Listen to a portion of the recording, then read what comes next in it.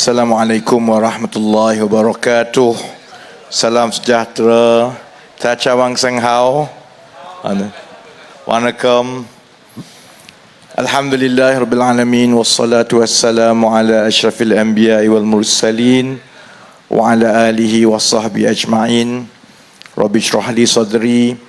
Wa yassir li amri. Wahlul uqdatan min lisani yafqahu qawli.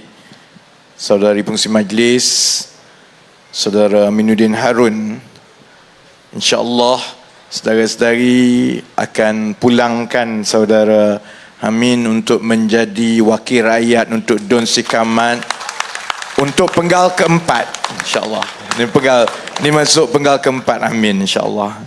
Sahabat-sahabat pimpinan kita ada Saudara Wong Chen tadi, Ahli Parlimen Subang, Saudara Zahir, Ahli Parlimen Wong Semaju. Saya tengok kawan-kawan daripada Sarawak pun ada, sahabat-sahabat daripada Pakatan Harapan, daripada Barisan Nasional, Akal Anti yang datang semua. Kita syukurlah hari ini kita selesai penamaan calon, dan penamaan calon kali ini nampak berjalan baik di semua tempat. Adalah bising sana sini sikit. Kalau di Seremban ni kita ada calon yang bertanding bebas di Ampangan. Jadi tapi insya-Allah saya yakin kita akan masuk pilihan raya kali ini. Kempennya bagus, kempennya berbudi, dan kita elakkan daripada kempen-kempen yang tak cantik di bawah. Saya tengok keseluruhan, biasalah hari pertama penamaan calon akan ada macam-macam cerita lah kan. Masing-masing nak tunjuk siapa lagi ramai, siapa lagi berarak lebih banyak. Itu biasalah. Cuma ada beberapa perkara yang menarik minat saya, yang saya kena mula lah. Dia nak panaskan enjin ni, dia tak bolehlah terus masuk macam Wong Chen cerita benda-benda rumit. Dia kena cerita yang menarik selingan awal ni, sak panas enjin ni dah. Saya tertarik dalam banyak-banyak perkara lah. Ada dua perkara lah daripada lawan kita, Perikatan Nasional. Sebab Perikatan Nasional ni kalau ikutnya dia nak mengambil alih negara ni. Dia bagi gambaran kepada semua pengundi, kalau mereka menang besar, maksudnya bukan saja dia kekalkan 3 negeri yang mereka sedang takbir, tapi juga menang Negeri Sembilan, menang Selangor dan menang Pulau Pinang. Dia kata maknanya kerajaan persekutuan akan bertukar. Jadi saya memang perhatilah, sebab satu ialah benda tu tak betul, tak apalah, yang itu rakyat saya ingat semua pun tahu. Tapi saya nak tumpu supaya dalam kempen pilihan raya negeri ini, kalau betul Perikatan Nasional nak tukar kerajaan persekutuan selepas ini, sebab macam Sanusi katalah, dia tiru angkat tangan, dia tiru Anwar Ibrahim ni sebab dia nak lawan Anwar Ibrahim. Tak apalah, itu hak dia lah, dia nak lawan Anwar Ibrahim kan. Tapi dia bagi gambaran dengan keputusan pilihan raya negeri ini, dia boleh takbir kerajaan persekutuan. Jadi kita dalam keadaan yang macam saudara Wong Chen sebut tadi, kita sedang melalui zaman yang mencabar dalam menguruskan cabaran-cabaran ekonomi Malaysia dan juga dunia. Jadi kita nak tengoklah kemahiran dan kepakaran dia. Sebab dalam tempoh 6-7 bulan ini, banyak perkara sudah mula menjadi lebih baik. Saya tak kata ia sempurna, sebab masalah yang diwarisi dan masalah negara keseluruhannya ini, dia akan ambil masa untuk kita selesaikan satu persatu, yang saya akan huraikan. Tapi dia dah ada pada landasan yang betul. Dia dah mula nampak tanda-tanda keadaan bertukar lebih baik. Jadi saya nak tengoklah, kalau betul ada parti lawan yang nak mengambil alih, macam mana dia nak baiki ni. Jadi kita tengok kemahiran, kepakaran. Hari pertama penamaan calon, soal kemahiran mentadbir ni sebenarnya dilihat daripada kita menguruskan benda-benda kecil, benda-benda pentadbiran. Dulu dalam PRU yang ke-15, keadilan ambil keputusan untuk kita yakinkan rakyat bahawa kita ada calon yang lebih baik, profesional. Kita ada gabungan pelbagai kaum, pelbagai kepakaran dan latar belakang. Kemudian kita pastikan masa kita umumkan calon itu, keseluruhan latar belakang pendidikan, latar belakang kerjaya, semua kita letak. Malah kita juga letak pengisytiharan harta dia. Alhamdulillah, saya ingat sedikit sebanyak itu membantu pengundi-pengundi atas pagar untuk beralih kepada kita, sehingga Pakatan Harapan jadi blok paling besar dan akhirnya membentuk kerajaan perpaduan yang ada sekarang. Baik, tak? PAS pun nak buat juga. Kita dah buat macam itu. Perikatan Nasional pun nak buat jugalah. Tak apalah, baguslah. Itu satu inovasi politik yang saling bersaing yang bagus. Maksudnya tak naklah dulu-dulu ni semata-mata sebab kau hebat dalam parti semua tiba-tiba jadi calon. Orang tak kenal pun siapa dah. Dia pun lancarkan jugalah. Hari ni Perikatan Nasional melalui laman website dia buat macam kita juga. Dia letak siapa calon, gambar, dan dia letak latar belakang pendidikan, dan juga dia letak latar belakang kerjaya. Zaman sekarang, saudara-saudari, nak buat sesuatu kena pastikan kita buat dengan cekap, sebab kita ada berjuta-juta mata rakyat biasa yang memandang. Salah pakai slipper pun kena, gemuk sikit pun kena. Sebab tu saya pakai sekarang. Saya dah malas lah cerita-cerita gemuk ni, aku pakai terus ni saiz 3XL ni, supaya lepas ni tak ada orang komen dah memang nampak besar. Sebab tu saya pakai baju hitam je sekarang. Sebab kalau tidak, ramai sangat duk komen ni, YB dah gemuk lah, perut tu tolong berlaku adil kepada baju, ketat sangat tu. Komen-komen orang ramai lah. Jadi kita ramai orang yang akan cek semua. Dan bila PAS bentangkan semua calon dia tak, dengan latar belakang pendidikan semua, kandah kantoi. Sebab ada 4 calon PAS dan Perikatan Nasional yang pergi ke universiti sama di Amerika Syarikat. Universiti itu tak wujud, saudara-saudari. Ni kes orang tanya terus, ini apa ni? Macam mana 4 orang, termasuklah Radhi Makdin, yang memang orang tahu dia tak pergi universiti, tiba-tiba dia lulusan Universiti Amerika Syarikat. 4 orang pergi sekaligus. Kemudian kalau tengok CV dia tu, kerjaya dia memang seksa lah. Sebab semasa di universiti ada juga termasuklah menjadi jurucakap LGBT. Memang saya tengok tu, saya dah tahu dah ini mesti ada orang salah buat ni lah. Jadi akhirnya PAS pun terpaksa minta maaf. PAS pun dah keluarkan kenyataan minta maaf. Dia beritahu sebenarnya itu kesilapan teknikal, sebab orang dia cut and paste. Dia copy and paste. Sebab tu saya kata, kalau benda yang mudah macam itu pun kamu tak boleh buat dengan baik, sedangkan kita tahu ada berjuta mata rakyat ni tengah memandang, lepas ni kalau dia jadi kerajaan, dia copy and paste jugalah, insyaAllah. Jadi itu yang pertama. Yang kedua, satu lagi, hari ini keluar selepas penamaan calon, viral cerita daripada Kelantan. Sebab dia bagi gambaran bahawa ini semua PAS, Perikatan Nasional ni bersatu padu, semua bagus. Hari ni kita tengok ada tempat macam Sikamat hari ini, jentera PAS terus pulaukan. Tak ada langsung dah jentera PAS sekarang ni dekat Sikamat. Kepada yang menonton di luar, jentera PAS di Sikamat dah pack barang pergi ke mana saya pun tak tahu. Tinggalkan bersatu tu kontang ganting. Dia sebab mudah, dia di luar, dia kata ini demi perpaduan ummah, ini demi Melayu, kita kena bersatu lawan kerajaan yang bukan Melayu. Tapi sama dia orang, kita rakyat dan juga pengundi biasa ni boleh nampak, kalau sama dia orang tak dapat je kursi tu, dia tutup terus, dia pergi ke tempat lain. Jadi di Pulau Pinang contohnya, bila Presiden gerakkan Dominic Lau, dia ambil kursi Melayu. Hebat.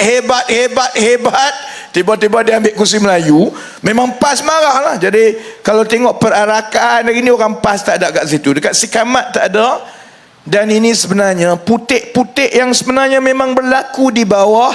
Sebab di Kelantan sendiri hari ini viral video adik kepada Tok Guru, Allahyarham Tok Guru Nik Aziz sendiri, minta supaya pengundi-pengundi di Kelantan jangan undi calon PAS Nik Amar. Bukan saya kata no. Yang ini mari daripada adik Allahyarham Tok Guru Nik Aziz sendiri. Sebab pergolakan soal kuasa ni besar sangat. Kita tahu Nik Amar ni dia sekarang nak jadi menteri besar, tengah berebut nak jadi menteri besar, kerana kita dimaklumkan bahawa menteri besar Kelantan Ustaz Ahmad Yaakob tak tanding dah. Dia tak tanding kali ni kan. Ustaz Ahmad Yaakob memang dah takkan jadi menteri besar dah, akan ada muka baru. Jadi muka baru tu tak diumumkan lagi. Jadi sesama mereka sekarang ni tengah berebut siapa akan jadi menteri besar yang baru. Oleh kerana Nik Amar ini ialah yang paling ke depan buat lawak mengenai keadaan air di Kelantan, dia rasa dia akan jadi calon hebat lah di depan sekali. Jadi sebab itu timbul soal langsung tak bagi ruang kepada anak kepada Tok Guru Nik Aziz untuk bertanding. Bila dah jadi macam itu, keluar macam-macam cerita lah. Tuan Ibrahim kata Nik Abdul tak nak, Nik Abdul tak bercakap. Hari ini keluar penjelasan daripada Pak Saudara Nik Abdul sendiri, beritahu bahawa Nik Abdul kena kerat dengan Nik Amar. Jadi oleh itu keluarga Tok Guru Nik Aziz sendiri minta supaya orang Kelantan jangan undi calon PAS itu, sebab dia dah merosakkan PAS sendiri. Sebab itu saya kata, daripada seminggu 2 minggu yang lepas lagi, saya terangkan satu perkara. Apa sebenarnya pertembungan dalam pilihan raya negeri kali ini?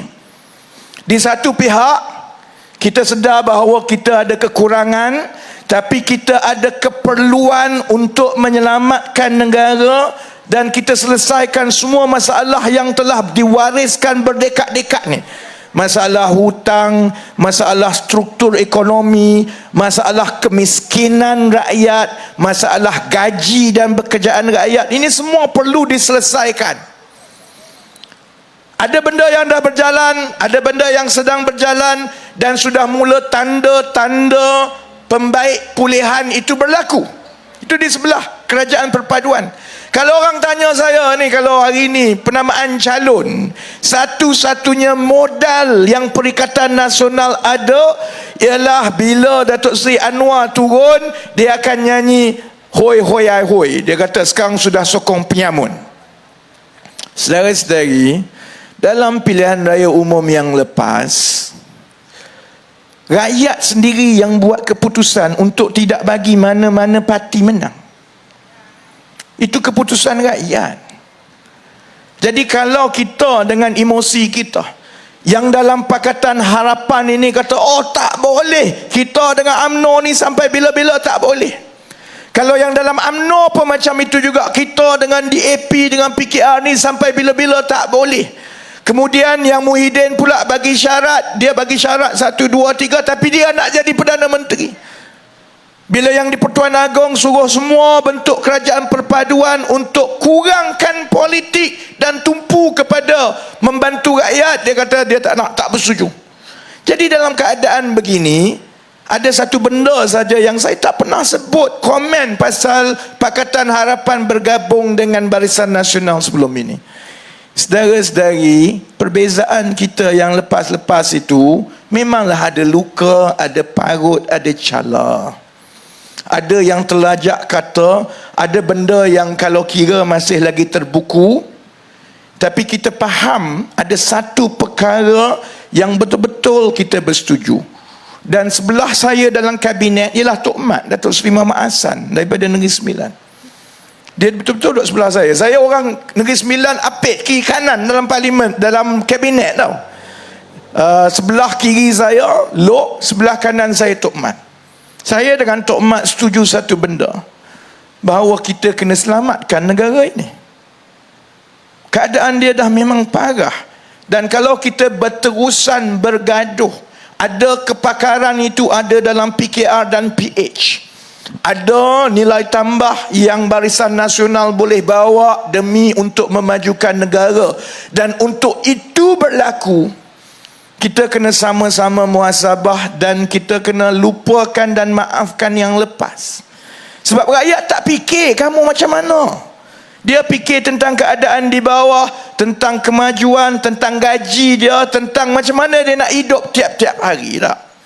Jadi di sebelah kerajaan perpaduan, satu-satunya benda yang menggabungkan kami, menyatu padukan kami, ialah kebajikan rakyat. Itu saja saudara-saudari. Dan saudara-saudari tahu pun saya memang kalau boleh tak nak dalam politik. Tengok saya dah jadi gemuk sekarang ni. Setiap kali anak jarang jumpa. Ada orang selalu kalau saya turun ceramah lah, ada orang nak jumpa, nak beritahu. Saya kata tunggulah habis kempen PRN ke apa. Sebab saya dengan isteri pun jarang bercakap sekarang. Tak ada masa. Hardly at home saudara-saudari, daripada pukul 7-8 pagi sampai 2 pagi tiap-tiap hari, sambung untuk 3-4 bulan tanpa berhenti 7 hari seminggu. Jadi yang menyatu padukan kita ialah rasa tanggungjawab kepada rakyat dan juga rasa kecintaan. Sebab negara kita hebat. Tak ada negara di dunia ini sebenarnya yang ada banyak kelebihan-kelebihan kecil yang bila digabungkan dia menjadikan Malaysia ini boleh jadi negara hebat. Sama macam kita cakap pasal Norway, pasal negara Skandinavia, pasal negara-negara maju moden yang sejahtera yang lain. Ciri-ciri itu semua ada kat kita kalaulah kita tumpu untuk kita bangunkan negara. Tak ada negara lain yang ada masyarakat Cina yang besar, orang India pun ada, masyarakat Melayu yang beragama Islam, yang ada kaitan yang panjang dengan dunia Islam, dengan Arab pun kita boleh, dengan British pun kita boleh, dengan Jepun pun kita boleh, dengan Indonesia pun kita boleh. Tak ada negara macam tu dalam dunia ni. Malaysia ada. Minyak pun ada. Nadir bumi REE yang sangat berharga tu pun ada, cuma ada orang sakau lah kan. Tak ada negara lain, hanya Malaysia. Jadi kalau kita ketepikan perbezaan kita dan kita tumpu kepada rakyat, insya-Allah dalam tempoh yang singkat saudara-saudari kita boleh naik balik macam saudara Wong Chen sebut tadi, menjadi peneraju dan ekonomi dan negara yang paling sejahtera di rantau Asia Tenggara itu. Sebab itu saya duduk dengan Barisan Nasional. Saya lupakan yang lepas, telan semua. Saya kira perasaan saya tu tak penting. Masa depan rakyat, masa depan negara tu jauh lagi penting. Kerana manusia macam saya dengan Amin ni, kami datang dan pergi. Lama mana sangat kami nak jadi wakil rakyat? Lama mana sangat? Kita orang akan berhenti dan terus balik pencen, duduk jadi macam orang biasa. Tapi negara mesti berada di landasan yang baik dan betul, supaya lepas itu orang yang datang lepas kami boleh tambah lebih baik dan lebih baik. Itu di sebelah kami Pakatan Harapan dan Barisan Nasional. Di sebelah satu lagi, soal dia satu saja. Soal dia ialah kuasa, saudara-saudari. Tan Sri Muhyiddin dia nak jadi Perdana Menteri balik. Dia nak kekal berkuasa dan dia nak tambah lagi kerajaan-kerajaan negeri supaya dia boleh letak banyak lagi orang-orang ni di dalam jabatan-jabatan kerajaan untuk makan gaji. Itu je. Kita bukan tak tahu apa yang berlaku dekat Kedah, dekat Kelantan, dekat Terengganu. Bila dia ambil alih saja negeri itu, maka dia akan letakkan semua orang-orang dia ni di dalam unit-unit kerajaan negeri. Yang akan bayar gaji ialah rakyat, seperti saudara-saudari. Itu je sebenarnya. Sebab kita dah tengok rekod. Kalau sebelum ini orang kata PAS belum pernah berkuasa, sekarang dia dah berkuasa di 4 negeri. Dia pernah jadi sebahagian daripada kerajaan persekutuan dan menjaga portfolio penting, termasuklah portfolio tenaga boleh baru yang Wong Chen sebut tadi. Sebelum ni menterinya PAS, tapi hampas, tak ada apa saudara-saudari. Sebelum kami masuk, tak ada dengar cerita semua macam mana nak menggunakan kelebihan ekonomi boleh baru yang kita ada untuk melonjakkan Malaysia. Tak ada. Saya pun tak tahu dia buat apa. Saya semak. Saya tengok yang paling kuat lah Taqiyuddin dulu, Menteri Tenaga dulu buat demi tenaga boleh baru ni, ialah dia minta orang ramai menanam pokok. Yang itu tahap jawatan kuasa PAS cawangan si Kamat pun boleh jadi menteri. Tak payahlah ambil alih kerajaan persekutuan. Budak darjah 3 pun tahu bahawa untuk jaga alam sekitar kita tanam pokok. Yang jadi cabarannya ialah macam mana kita nak menggunakan industri yang berasaskan tenaga boleh baru, solar, biomass, hidrogen, supaya kita boleh menjadi kuasa ekonomi serantau yang baru, supaya dia boleh hasilkan kerja banyak-banyak, bagi kerja gaji tinggi kepada rakyat kita. Yang itu yang patut menteri buat. Tapi sampai sekarang kita tak dengar saudara-saudari, sebab di pihak mereka, dan ini disahkan sendiri kalau tengok video itu, bukan daripada saya, video daripada adik kepada Allahyarham Tok Guru Ni Aziz sendiri. Akhirnya kita ada, saya dulu selalu berdebat dengan ahli parlimen Bintulu, Datuk Seri Tiong. Datuk Seri Tiong ni dia, kalau dia cakap-cakap, lepas tu dia kata, kau ni sama je, kong kali kong. Akhirnya saya tengok dia dalam Perikatan Nasional pun, dalam masa dia gunakan emosi rakyat, dia bina kebencian rakyat kepada rakyat pelbagai kaum. Orang Cina tak boleh, orang India tak boleh, itu tak boleh, ini tak boleh. Akhirnya dia kong kali kong. Ini semua pasal untuk dapat jawatan dan kuasa. Sebab itu, dalam tempoh berbaki 2 minggu kempen ini, dan untuk 2 minggu yang lepas, saudara-saudari tengok saya tumpu satu perkara saja dalam kempen. Sanusi nak kata gigi saya sengit ke? Walaupun PAS sekarang duk ulang berkali-kali, menteri yang mulut sengit. Hati-hati saudara-saudari, duk beritahu, duk gunakan ciptaan Allah, mulut sengit. Kau kena stroke mulut sengit nanti padan muka. Dia nak serang apa, saya tak peduli. Amir, dia kata satu-satunya benda yang dia duk buat lawak sangat, dia sukalah. Sebab dalam ceramah dia buat lawak pasal semua orang. Amin je tak kena lagi ni. Tak lama lagi Amin, dia nak kutuk apa pasal Amin lah.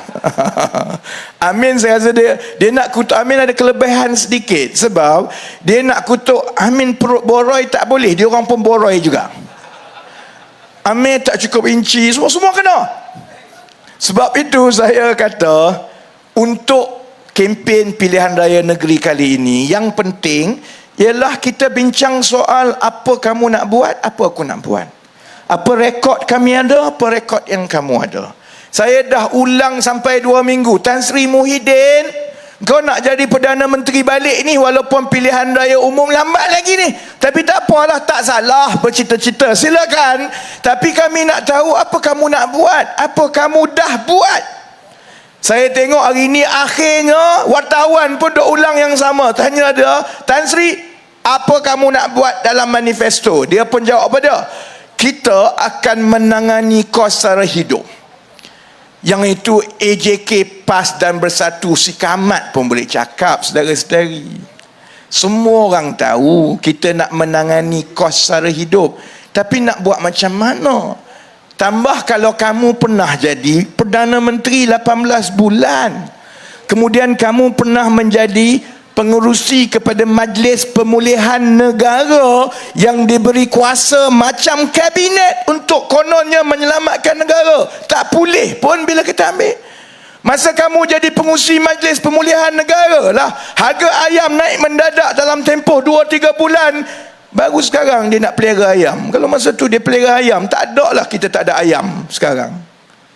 Sebab itu saudara-saudari, saya tanya lagi, kamu nak buat apa? Setakat ini saudara-saudari, tak ada lagi rancangan tau. Dia hanya bermain emosi kononnya. Oh, teruknya lah kos sara hidup. Bila kita jawab, macam mana kamu nak kata kos sara hidup sekarang lebih teruk daripada kamu mentadbir dulu, sedangkan inflasi telah turun selama 8 bulan berturut-turut. Dan inflasi sekarang 2.4% adalah yang paling rendah dalam tempoh 12 bulan. Inflasi itu diukur berdasarkan harga beribu-ribu barang dan yang diambil oleh beribu-ribu orang kaki tangan kerajaan seluruh Malaysia. Ini yang dikumpul oleh Jabatan Perangkaan daripada zaman 1960-an lagi. Takkanlah Perikatan Nasional nak kata pekerja-pekerja kerajaan, Jabatan Perangkaan sekarang ni semua menipu? Kamu nak kata macam itu? Dia tak boleh jawab. Bila kami kata, kau kata kos sara hidup naik, hidup susah, semua harga teruk. Kalau betul, dia akan tunjukkan dalam statistik, dalam perangkaan inflasi. Tapi hakikatnya, inflasi dah lama menurun. Sebab itu saudara-saudari, dia main dengan emosi. Sebab dia tak boleh jawab benda yang kedua, iaitu masalah kos sara hidup rakyat ini sebenarnya lebih rumit daripada soal harga barang penjaja jual kita beli dekat pasar. Dia lebih rumit daripada itu. Tidak cukup dengan kita menstabilkan harga barang mentah supaya dia tak naik mendadak macam zaman Perikatan Nasional. Saya sendiri cakap tak cukup. Siapa kata benda tu cukup? Dan yang ini yang Perikatan Nasional sampai sekarang tak ada jawapan. Sebab kita semua tahu bahawa dia bukan semata-mata soal kos atau harga barang. Dia soal gaji. Dia soal gaji juga. Kalau gaji kita baik, harga barang naik sikit, harga ayam naik 50 sen, 1 kilo RM8.5 ke RM9, kita tak terasa sangat. Kerana gaji kita itu boleh menampung kenaikan harga barang. Masalahnya, gaji kita sekarang ini semua tahu bahawa gaji kita rendah. Itu yang saya tanya berkali-kali kepada Perikatan Nasional. Kamu duk ulang kos sara hidup teruk ni. Sekarang inflasi dah turun. Dahlah kami yang tolong turunkan inflasi. Tapi kalau kamu naik jadi kerajaan, sebenarnya kamu nak buat macam mana untuk mengawal dan menguruskan soal kos sara hidup ini, kalau kamu sampai sekarang belum jelaskan macam mana kamu nak uruskan soal gaji rakyat yang rendah. Baik ini saya nak ambil masa lebih kurang 20 minit. Dia bunyi bosan sikit lah uncle. Dia cerita pasal ekonomi, cerita pasal ini macam pergi kelas diploma ekonomi. Nak habis 2 minggu lagi kempen, mereka yang menonton dan mengikuti ceramah saya, saudara-saudari dah boleh ambil peperiksaan diploma ekonomi, insyaAllah. Dan saya walaupun orang kata bosan, saya memang ambil peluang untuk terangkan, sebab ini ilmu. Dia lebih baik saya gunakan peluang ceramah untuk saya berkongsi ilmu, dan itu pahala saya daripada saya maki semua orang.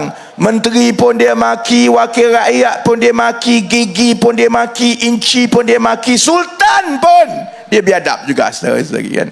Yang itu tak ada pahala, saudara. Oh lupa, adik dia pun dia maki juga sekali. Yang itu tak ada pahala. Cerita pasal konsep ilmu ekonomi ini ada pahala. Baik. Soal gaji ni, soal pekerjaan. Apa sebenarnya masalah-masalah utama ekonomi negara? Pertama, saya dah terangkan semalam dalam ceramah yang semalam, bahawa industri dan kegiatan ekonomi kita ini masih terperangkap dengan kegiatan ekonomi yang dulu-dulu, yang untung dia dah tak tinggi dah, yang persaingannya lebih teruk dan lebih hebat daripada negara-negara baru, yang menyebabkan kita hilang daya saing. Saya bagi contoh anti macam inilah. Dulu you jual karipap, masa itu you seorang saja jual karipap dekat jalan itu, so ramailah orang beli. Dan you jual harga RM3 pun orang belilah, sebab you seorang saja jual. Sekarang ini semua orang jual karipap, satu jalan tu penuh orang jual karipap. Yang itu jual RM2.5, yang ini letak karipap daging ada, karipap ayam ada, karipap anak, semua ada. Akhirnya bila orang ada lebih banyak pilihan, dia pergi kepada semua gerai-gerai yang baru lah. Kalau kita terus jual karipap yang sama dulu, memang kita lama-lama bungkus lah. Dan itulah keadaan ekonomi kita, kerana orang lain telah berada di depan mengambil alih industri-industri yang kita dulu cemerlang. Contoh, minyak dan gas. Kita cemerlang, memang nombor 1 di rantau ini. Tapi minyak dan gas kita makin kurang dan akan habis. Negara lain ada lagi banyak minyak dan gas. Kedua, perdagangan. Dulu memang betul, ekonomi kita dibina di atas sektor kelapa sawit dan perdagangan yang baik, komoditi pertanian. Sekarang kita tak cukup tanah. Negara kita kecil. Indonesia jauh lagi besar. Dalam tempoh 2 dekad, Indonesia telah mengambil alih kedudukan kita sebagai negara pengeluar dan pengeksport kelapa sawit nombor 1 dunia. Kita dah tinggal nombor 2 ni. Sekarang ni negara-negara lain termasuk Afrika mula tanam kelapa sawit. Kita tak cukup tanah sebab kita makin maju dan kita makin moden. Antara untuk kita tanam kelapa sawit beratus-ratus ekar, kita ada keperluan yang lebih tinggi untuk bina bangunan, bina rumah dan bina kilang. Jadi akhirnya kita memang tak boleh bersaing dah dengan kelapa sawit. Itu kelapa sawit. Perkilangan, dulu kita di depan kerana kita menjadi pusat pelabur-pelabur masuk untuk membina kilang-kilang. Bina kilang, buat barang di sini, kemudian ekspor. Sebab dulu gaji kita rendah. Ramai orang kita nak kerja kilang ni, buka saja kilang beratur semua operator kilang. Sekarang saudara-saudari tanya anak-anak kita, ada ke tidak yang nak kerja kilang? Tak ada dah. Akhirnya kita kena ambil pula pekerja asing. Dan pekerja asing daripada Indonesia, Bangladesh tak murah, dan dia ada kesan kepada sosioekonomi negara kita. Akhirnya negara-negara macam Indonesia dan terutamanya Vietnam, sebab gaji dia lagi murah, orang dia lagi ramai, maka sebab itu kilang-kilang kalau nak buka sekarang, pelabur akan kata gaji di Vietnam lebih murah, baik aku buka di Vietnam sebab aku dapat lagi banyak untung untuk buat kilang di Vietnam.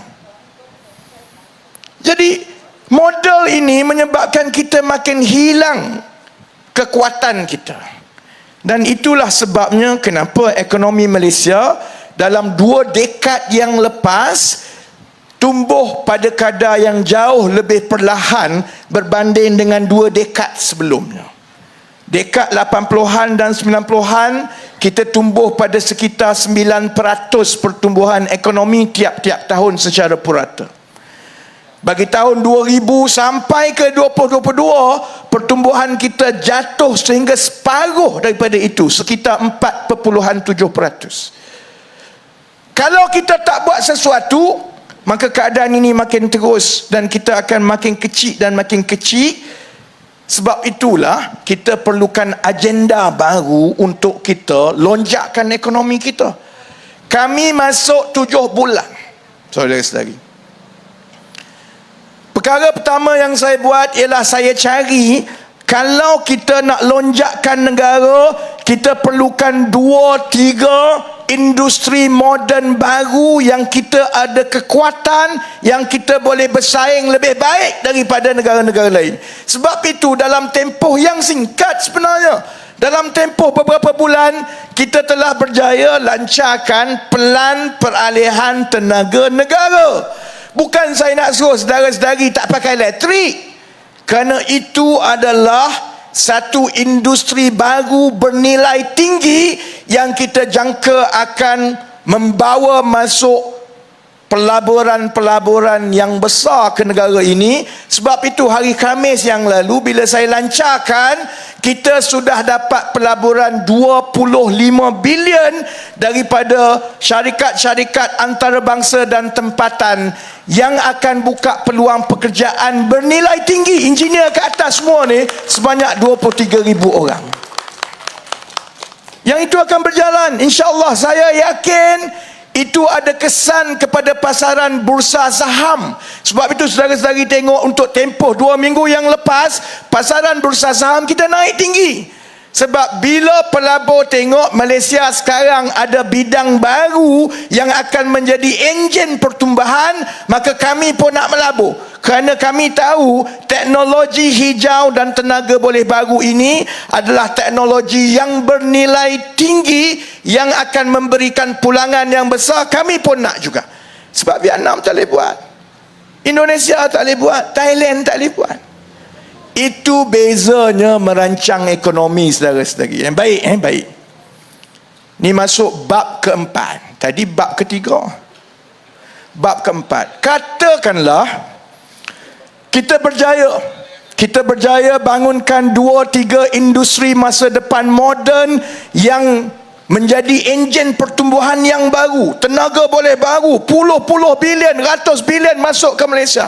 Syarikat besar masuk.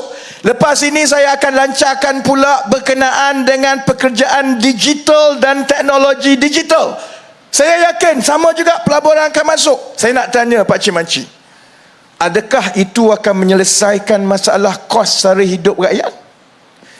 Adakah semata-mata dengan mengawal supaya inflasi itu kekal dan dia harga tak naik mendadak? Pertama, dah buat. Kedua, dengan mewujudkan industri berteknologi tinggi yang mewujudkan pekerjaan-pekerjaan baru dan pelaburan besar, dah buat dan sedang berjalan. Adakah dengan dua perkara ini akan menyelesaikan masalah kos sara hidup rakyat? Tidak, saudara-saudari. Tak cukup.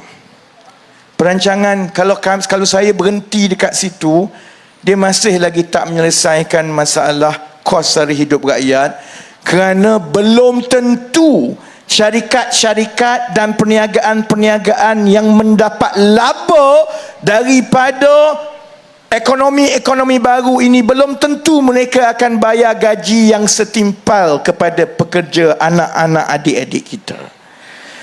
Sebab itu saudara-saudari, minggu depan dan minggu selepas itu ada dua pengumuman penting mengenai reformasi pasaran pekerja yang pentadbiran sebelum ini tak pernah buat.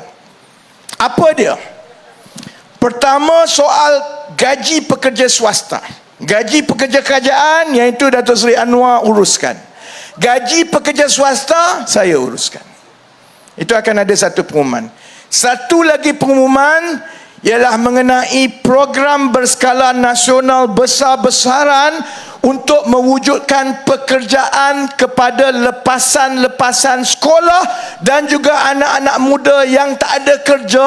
Jangkaan kita dalam tempoh sehingga akhir tahun ini, kita boleh wujudkan sekurang-kurangnya 20,000 pekerjaan baru kepada anak-anak lepasan sekolah dan juga anak-anak muda. Macam mana kita nak buat? Dua-dua ini ialah sebahagian daripada kerangka reformasi pasaran buruh. Sebab negara kita tak pernah buat reformasi pasaran buruh. Bila mari pasal pasaran buruh, pasaran pekerja, kerajaan, pentadbiran, termasuk Muhyiddin Yassin sebelum ini, dia kata ini tak ada kena-mengena dengan kerajaan ni, kita tak boleh kacau ni, saya tak berani. Sedangkan rakyat kita ada lebih kurang 16 juta pekerja. Daripada 16 juta pekerja itu, 9 juta pekerja, saudara-saudari, adalah di sektor swasta. Lebih kurang 4 juta, 5 juta pekerja adalah pekerja sendiri. Yang kerja kerajaan lebih kurang 2 juta. 9 juta pekerja swasta ini, siapa yang nak bela mereka?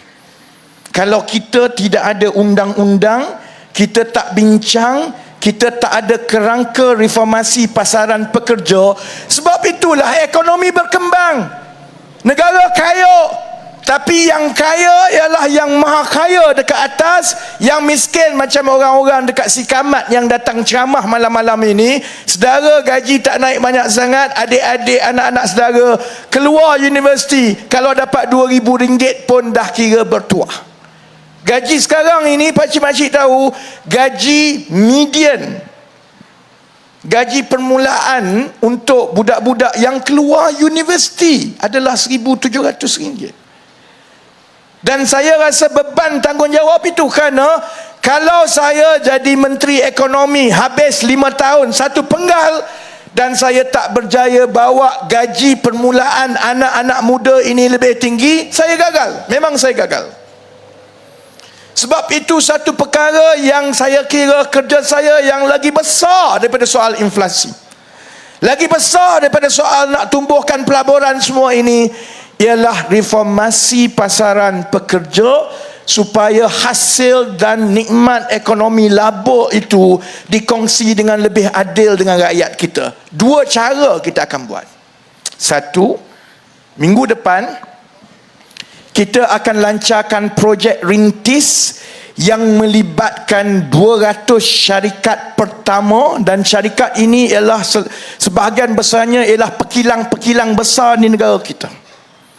Masalah mereka ialah mereka susah nak cari pekerja tempatan.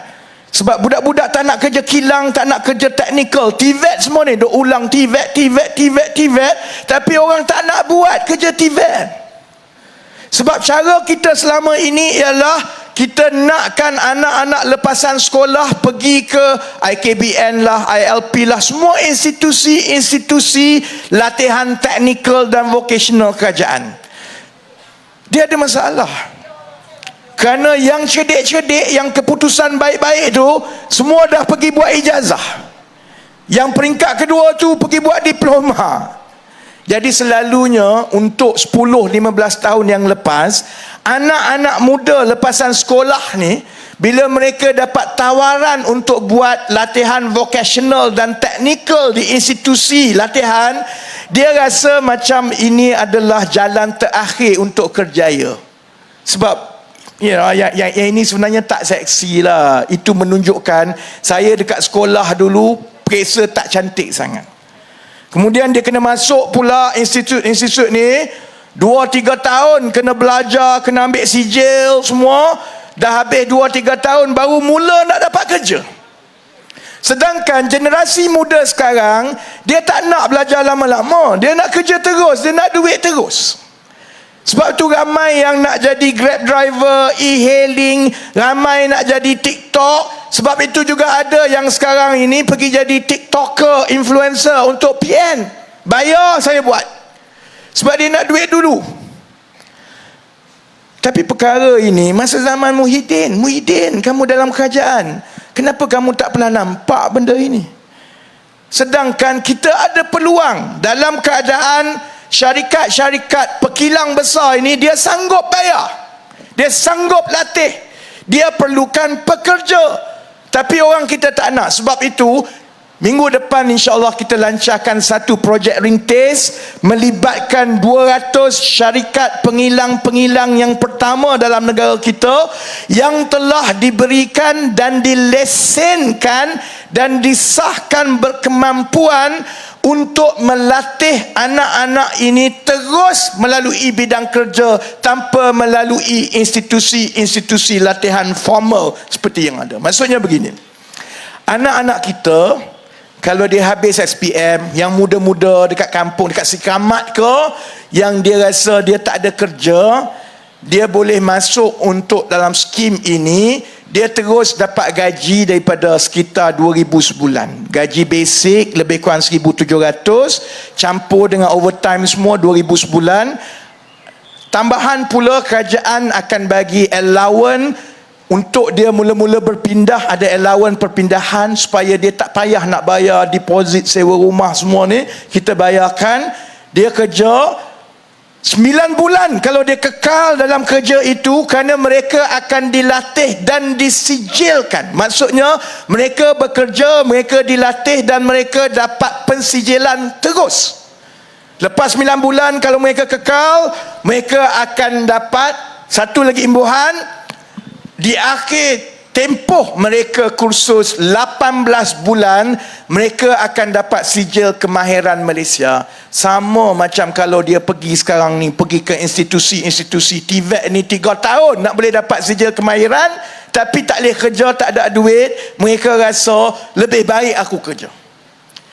Kita dah dapat 200 syarikat yang kita telah semak, dan Jabatan Pembangunan Kemahiran kerjasama di antara kementerian saya, Kementerian Ekonomi dengan Kementerian Sumber Manusia yang bertanggungjawab semak setiap syarikat ini, dia ada pelatih ke tidak, silibus itu bagus ke tidak, bagaimana rekod dia semua, yang itu di bawah Jabatan Pembangunan Kemahiran.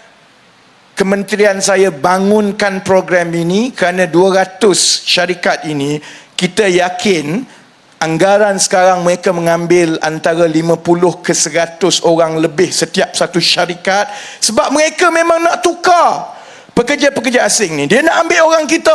Cuma sebelum ini bila Muhyiddin ada dalam kerajaan, dia tak fikir benda-benda macam ni.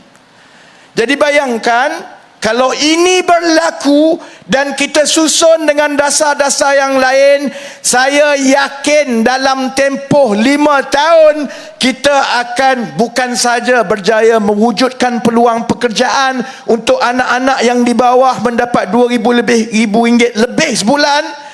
Mereka juga akan disijilkan, mereka akan dapat kelayakan, dan kita juga akan berjaya mengurangkan pekerja-pekerja asing di negara ini sekali-sekali. Itu nama dia mentadbir ekonomi. Bukan sembang, saya nak buat lapangan terbang, saya nak buat itu. Itu tak mentadbir ekonomi, itu namanya bapak projek sekali-sekali.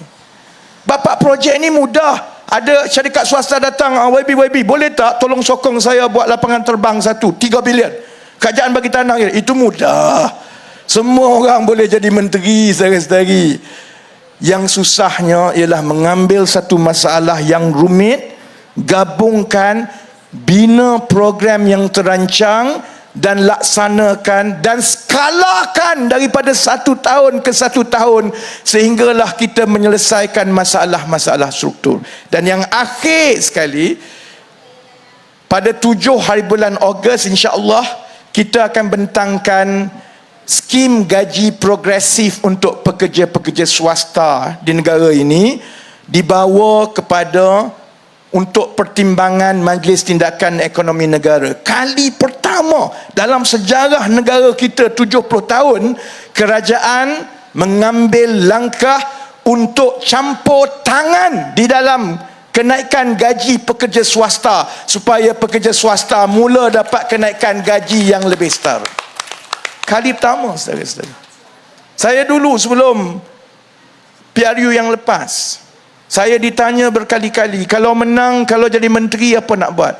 Saya kata yang lain itu saya ingat orang lain semua boleh buat. Ada satu saja pertembungan paling besar, yang paling mencabar dalam ekonomi kita, iaitu untuk menaikkan tangga gaji rakyat. Yang itu bagi kat saya tak sampai 7 bulan, saudara-saudari, kami dah mula buat.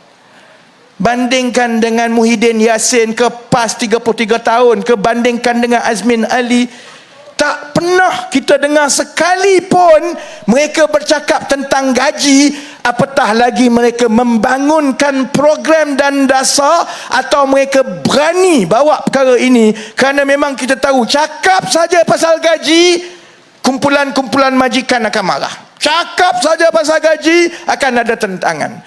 Tapi saya yakin saudara-saudari kena ikut ceramah saya tiap-tiap hari ni sampai minggu depan, sampai habis itu. Saya yakin di akhirnya saya akan dapat meyakinkan kerajaan, meyakinkan majikan, meyakinkan rakyat bahawa kita akan berjaya melaksanakan model gaji progresif ini yang akan diterima oleh semua pihak. Sebab itu saya nak tutup begini. Sebab ini musim kempen, kita ada peraturan pilihan raya yang jelas, tak boleh terlajar. Ni muka-muka yang ibu pejabat teknikal ni muka pucat dah, takut saya terlajar ni kan. Saya nak tutup begini. Sebab itu, untuk demi rakyat, kebajikan rakyat, kempen pilihan raya ini mestilah didasarkan kepada kemampuan kita melaksanakan dasar, perancangan kita untuk menyelesaikan masalah-masalah rakyat, kreativiti kita untuk merungkaikan permasalahan ekonomi yang rumit untuk kita selesaikan melalui program-program yang khusus. Sebab itu, kempen pilihan raya adalah medan yang terbaik untuk saling tawar-menawar kepada rakyat. Saya duk tawar tiap-tiap malam ini. Datuk Seri Anwar dah bentangkan kerangka ekonomi madani. Saya dah lancarkan pelan peralihan tenaga yang akan melonjakkan ekonomi negara. Minggu depan kita bentangkan pula dan lancar program yang akan mewujudkan peluang-peluang pekerjaan. Minggu lepas itu kita akan dapatkan keputusan dasar mengenai kenaikan gaji pekerja swasta untuk rakyat semua. Kami ada perancangan. Yang Perikatan Nasional duk sibuk kata kamu tak tahu buat apa, tak ada apa, ekonomi teruk ni. Kalau anak jantan datang jumpa saya berdebat depan rakyat, saudara-saudari, jangan sembang kosong. Sembang kosong depan penyokong-penyokong kamu hanya untuk naik syok sendiri. Akhirnya kamu kena tangkap polis. Sebab syok sendiri mula biadab dengan semua orang, kena tangkap polis.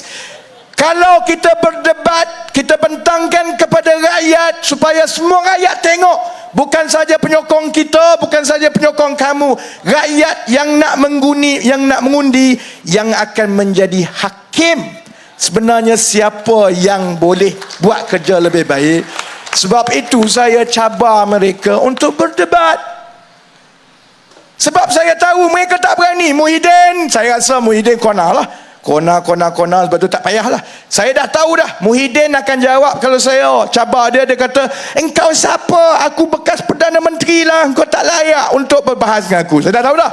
Jadi kita jemput mula-mula Azmin, mantan Menteri Ekonomi. Dia bagi syarat pula dah. Berani tak berani, cakap lah tak berani. Tak payahlah kona. Saya tawarkan pula kepada panglima hebat daripada Perikatan Nasional yang giginya paling sempurna dalam dunia, nama dia Sanusi. Pun tak berani, saudara-saudari. Jadi sekarang saya akan tawarkan kepada teknokrat paling hebat dalam Perikatan Nasional, ahli Parlimen Bacok, nama dia Syahir. Pejabat saya akan utus surat secara rasmi sebab dia banyak sangat condemn belakang-belakang ni. Kalau betul kamu anak jantan, manusia cerdik, datang ke pentas berdebat dengan saya tentang rakyat. Paling kurang tunjukkan bahawa anak-anak muda dalam PAS dan Perikatan Nasional lebih jantan daripada senior-senior kamu yang ada macam Azmin dan juga Sanusi. Kita tunggu, saya tunggu. Saya tahu semua ni Astro ke, Media Prima ke, semua sanggup buat besar-besaran kerana ini sebenarnya baik untuk rakyat, supaya rakyat boleh menjadi hakim. Kerana akhirnya siapalah kita tanpa rakyat. Kita masuk pilihan raya untuk dapat sokongan rakyat, dan cara terbaik untuk kita dapat sokongan rakyat ialah dengan kita yakinkan mereka kita wajar diberi amanah ini kerana kita lebih berkemampuan untuk buat amanah ini. Jadi kira itu dah 11.53, kita ada masa yang buffer 5 minit sebelum silap-silap hari Amin nanti dibatalkan pencalonan. Mampu aku kan. Jadi saya ucapkan terima kasih sekali lagi kepada semua yang hadir, sahabat-sahabat di Sekamat. Saudara-saudari telah setia dengan saudara Amin sejak dia tak ada apa-apa lagi. Saya mula kenal Amin sebab dia orang biasa, dan orang tanya saya, wartawan tadi, kenapa dalam banyak-banyak kawasan kursi saya datang ke Sikamat. Dan saya mengiringi saudara Amin untuk pencalonan. Saya malam ini ceramah yang pertama pun di Sikamat, kerana bukan saja Amin istimewa sebagai seorang pemimpin, sahabat-sahabat pengundi di Sikamat juga adalah orang-orang yang istimewa dan hebat-hebat. Gasak macam mana pun, walaupun dia tak ada duit, dia tak ada jawatan, dia banyak macam-macam dulu, macam-macam dia tak ada. Tapi kalau tidak kerana jasa pengundi-pengundi seperti saudara-saudari di Sikamat, kita takkan ada seorang watak yang menjadi Menteri Besar, Saudara Aminuddin Harun. Dan hadirnya Amin di dalam pentas politik nasional memberi standard yang baru kepada ahli politik, termasuk kepada saya. Orang macam ini yang kita hormat, orang macam ini yang kita angkat. Dia tumpu buat kerja dia je. Orang kata macam mana pun dia orang marah macam mana pun dia senyum sengih je. Dia tak sombong, dia tak berubah. Saya kenal dia daripada dia pakai Izora sampai sekarang dia masih lagi ada Izora. Dan bila dia jadi menteri besar, dia nak beli kereta baru. Saya ingat lagi dulu, ni 3-4 tahun lepas, dia tanya saya, aku nak beli kereta apa? Mula-mula tu gaya macam dia nak beli kereta Volvo SUV lah. Saya pun kata betul lah, sebab dia boleh dapat lepasan cukai sebagai menteri besar untuk beli Volvo SUV. Sekali tu saya pergi rumah dia, kedekut nak mampus. Dia beli X90 je, Proton macam orang lain juga. Jadi kita nak cari tokoh dan watak macam ini dalam arena politik negara, dalam keadaan kita berdepan dengan watak-watak menteri besar yang angkuh dan biadab seperti Sanusi. Sebab itu jasa saudara-saudari pengundi-pengundi di Sikamat yang mempertahankan saudara Amin bukan saja jasa kepada Negeri Sembilan, itu jasa kepada seluruh rakyat Malaysia keseluruhannya. Jadi terima kasih banyak-banyak. Terima kasih Uncle Auntie, Sese, Nandri, Vanakam, kekal sampai lebih kurang pukul 12. Saya doakan yang terbaik. Saya akan datang lagi insya-Allah. Saya sudahi dengan wabillahi taufiq wal hidayah. Wassalamualaikum warahmatullahi wabarakatuh. Terima kasih.